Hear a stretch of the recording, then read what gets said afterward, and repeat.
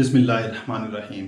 Herbert model of lesson planning German के एक educator थे जिनका नाम जॉन फ्रेडरिक हर्बर्ट था, जिन्होंने 18वीं सेंचुरी में इस मेथड को डेवलप किया।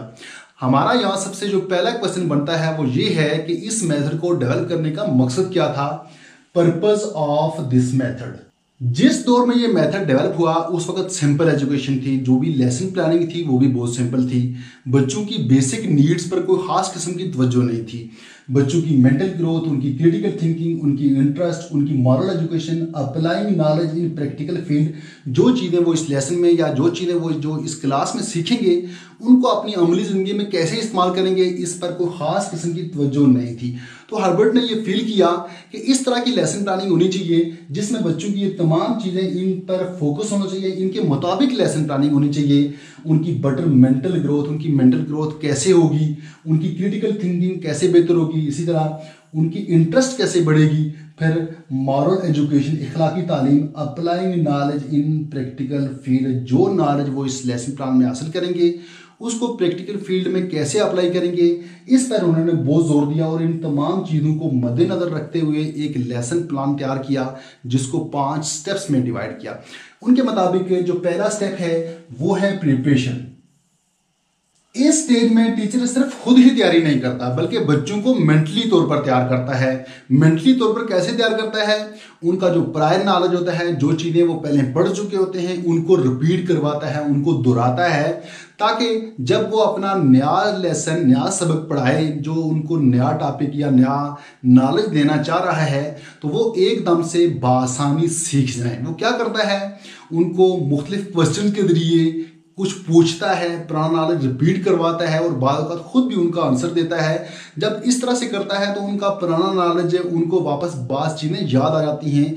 जब वो चीज़ें याद आ जाती हैं तो वो मेंटली तैयार हो जाते हैं, फिर वो अपना नया नॉलेज देता है। और यहाँ क्या होता है, यहाँ टीचर कुछ पढ़ाता नहीं है प्रिपरेशन में, सिर्फ बच्चों को मेंटली तैयार करता है और उनका जो पुराना नॉलेज होता है उसको याद करवाता है। जैसे आपने देखा होगा कि कोई अगर किसान है तो वो क्या करता है, जब वो फसल उगाता है तो फसल उगाने से पहले ज़मीन में हिल चलाता है, उसको पानी लगाता है। जब वो ज़मीन तैयार हो जाती है तो फिर उसमें बीज डालता है। जो उसका असल काम है वो बाद में करता है, पहले ज़मीन को तैयार करता है। यहाँ भी बिल्कुल प्रिपरेशन में टीचर पहले बच्चों को मेंटली तौर पर तैयार करता है। जब बच्चे मेंटली तौर पर तैयार हो जाते हैं फिर वो आता है आगे दूसरे स्टेज में, प्रेजेंटेशन। ये इस मॉडल का सबसे इंपॉर्टेंट टॉपिक है। यहाँ टीचर मुख्तलिफ एड्स का इस्तेमाल करता है और पढ़ाना स्टार्ट करता है। मुख्तलिफ किस्म के मेथड्स को यूज़ करता है, जो मेथड हालात के मुताबिक बेहतर हूँ या फिर जो मेथड उसने जो कुछ पढ़ाना है उसके मुताबिक जो भी बेहतर मेथड है उसका इस्तेमाल करता है और पढ़ाना शुरू करता है। इसके बाद नंबर 3 है एसोसिएशन। एसोसिएशन का मतलब है तल्लक, शराकत, लिंक। यहाँ टीचर जो भी पढ़ाएगा उसको एसोसिएट करेगा, उसका तल्लक किसी दूसरे टॉपिक से बताएगा जिससे उसका तल्लक बन रहा होगा, उसको लिंक करेगा। इसको एक एग्जांपल की मदद से समझते हैं। फर्ज करते हैं कि एक टीचर मैथमेटिक्स के कुछ क्वेश्चन सॉल्व करवा रहा है। ये एक क्वेश्चन है मल्टीप्लिकेशन का।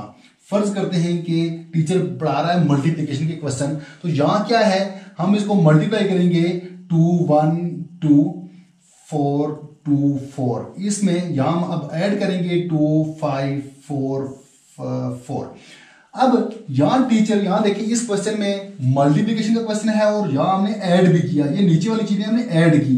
तो टीचर क्या करेगा, उनको जो एडिशन के जो क्वेश्चन हैं उनसे उनका लिंक बताएगा। मल्टीप्लिकेशन के जो क्वेश्चन है उन क्वेश्चन का एडिशन से क्या लिंक है वो भी बताएगा। इस तरह जब वो डिवीजन के क्वेश्चन पढ़ाएगा तो डिवीजन में वो जो जो लिंक है, जो जो चीजें लिंक हो रही हैं उनको भी बताएगा कि इसका दूसरे टॉपिक से या फिर दूसरे नॉलेज से जो हम पहले पढ़ चुके हैं उसका क्या तल्लक है, एसोसिएट करेगा।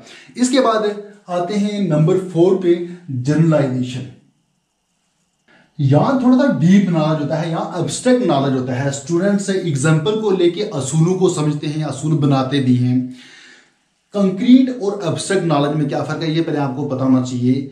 ऐसा नॉलेज जो चीज़ें हम देख के हम फील करेंगे, एक पेन है तो पेन में देख के मैं मुझे लग रहा है ये पेन है, ये मेरे पास है, ये कॉन्क्रीट नॉलेज है। और ऐसी चीज़ें जिनको देख ना पाऊँ या मुझे सिर्फ ये तस्वर में हो कि ये चीज़ें ऐसी होगी, तो वो नॉलेज एब्स्ट्रैक्ट नॉलेज होता है। जैसे फोर्स ऑफ ग्रेविटी इतनी है, वो चीज़ें हमें नज़र नहीं आ रही, लेकिन फिर भी हम उनको मानते हैं। वो चीज़ें पहले से किसी ने साबित की हुई हैं, हम उनको ये मान के चलते हैं। ऐसे नॉलेज को एब्स्ट्रैक्ट नॉलेज करते हैं। और यहाँ स्टूडेंट्स को एब्स्ट्रैक्ट नॉलेज दिया जाता है। टीचर यहाँ स्टूडेंट्स को एब्स्ट्रैक्ट नॉलेज देता है और स्टूडेंट्स एग्जाम्पल को लेके असूल बनाते हैं, असूल को समझते हैं।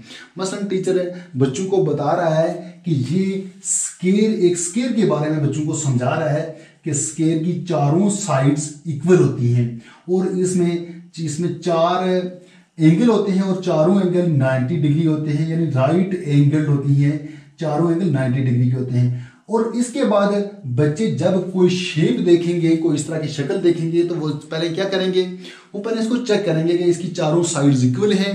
इसमें जो 4 एंगल बन रहे हैं, क्या वो राइट एंगल है, वो 90 डिग्री के एंगल है। अगर है तो वो कहेंगे कि ये एक स्केयर है, अगर नहीं है तो वो कहेंगे कि ये स्केयर नहीं है।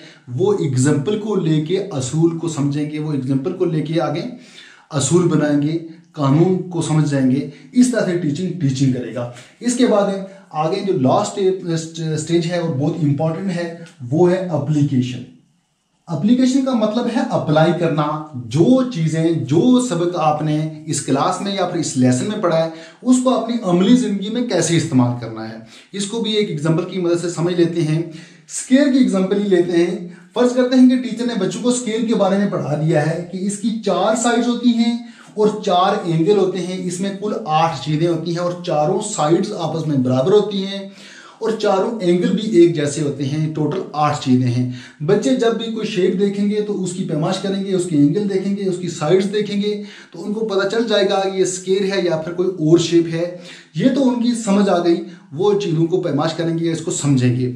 अब एप्लीकेशन क्या है कि टीचर बच्चों को ये भी बताए कि आपने अमली ज़िंदगी में स्केयर, अगर आप इसको पढ़ते हैं, इसका इस्तेमाल क्या है।